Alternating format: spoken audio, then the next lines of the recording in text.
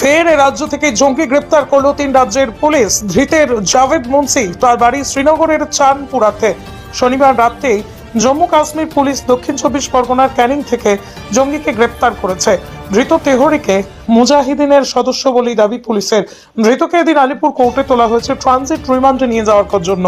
শনিবার রাতে ক্যানিং হাসপাতাল মোড় এলাকায় গুলশান হাউস নামে একটি বাড়িতে হানা দিয়ে অভিযুক্তকে গ্রেপ্তার করে পুলিশ। জামাইবাবুর বাড়ি থেকে গ্রেপ্তার অভিযুক্ত যুবক অনেকদিন আগে এসেছিল জাভেদ। তদন্তকারীদের দাবি এখান থেকে বাংলাদেশ পালিয়ে যাওয়ার সম্ভাবনা ছিল তার।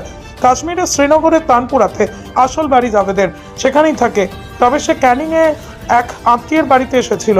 গোপন সূত্রে তার খোঁজ পায় পুলিশ। এরপরই পুলিশ শনিবার রাতে ওই বাড়ি ঘিরে ফেলে।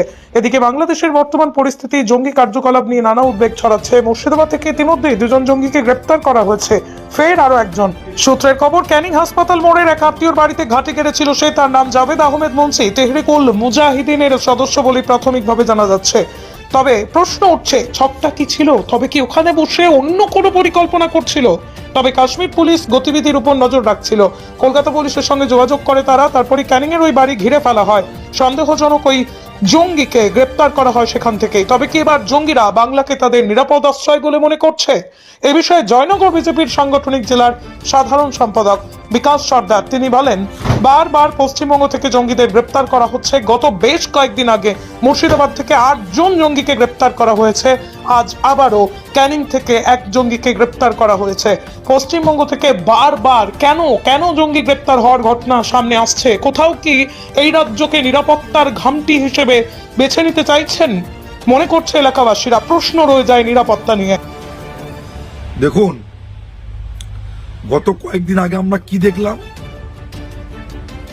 অসম এসটিএফ পুলিশের আধিকারিকগণ এই পশ্চিমবঙ্গের মুর্শিদাবাদ জেলা থেকে পাক গুপ্তচর আইএসআই জঙ্গিদেরকে গ্রেপ্তার করেছে।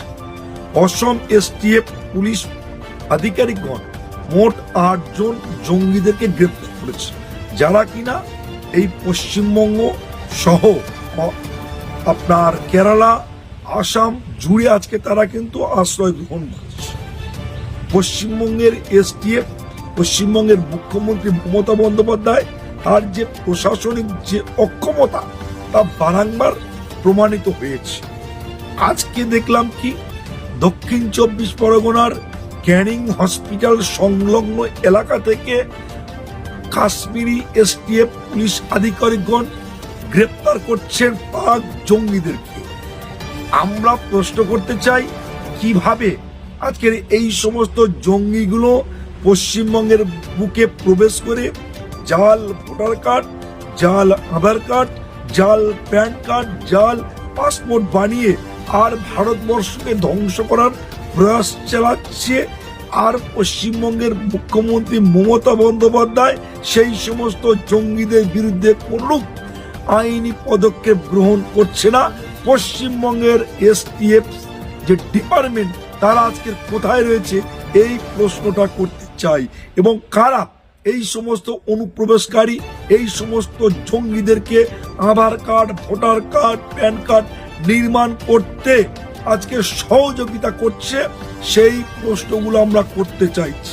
এই সমস্ত প্রশ্নের উত্তর মাননীয় যিনি মুখ্যমন্ত্রী মমতা বন্দ্যোপাধ্যায় রয়েছে তাকেই দিতে হবে। কারণ প্রশাসনিক আধিকারিক তিনি, পুলিশ মন্ত্রী তিনি, এই রাজ্যের মুখ্যমন্ত্রী। তাহলে এই রাজ্যের মুখ্যমন্ত্রী কেন তার যে প্রশাসনকে আজকের হুইপ জারি করেনি?